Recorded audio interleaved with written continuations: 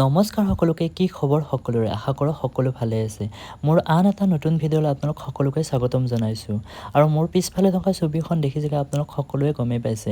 আমাৰ সকলোৰে মৰমৰ শ্ৰদ্ধাৰ ডক্টৰ ভূপেন হাজৰিকাদেৱৰ এখন ছবি।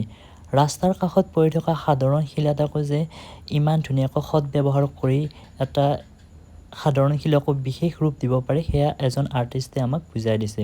আৰু এই শিলটো আমিনগাঁও চেকপোষ্ট আৰু জয়গুৰুৰ মাজতে আছে। আৰু ইয়াত কহুৱা বন মোৰ অশান্ত মন বুলি ডক্টৰ ভূপেন হাজৰিকাদেৱৰ এটি ধুনীয়া কলি গানৰ কলি ইয়াত লিখি দিছে। আৰু ইয়াত এটা শব্দ লিখা আছে এপ্লৰিয়া। আৰু এই শিলটো যে দেখিছে, শিলটো ওচৰত গ'লেহে গম পায় শিলটো যে উখুৰা মুখুৰা, কিন্তু আপুনি যেনে হঠাৎ দূৰৰ পৰা দেখা পায় শিলটো পূৰা প্লেন যেনে লাগিব। ইমান ধুনীয়াকৈ আৰ্টিষ্টজনে নিখুঁতভাৱে আঁকিছে। আৰু এই ছবি অঁকা আৰ্টিষ্টজনৰ উজ্জ্বল ভৱিষ্যত কামনা কৰিছোঁ। লগতে তেওঁ এই শিল্পী সত্তাটো যেন আগলৈও জীয়াই ৰাখে।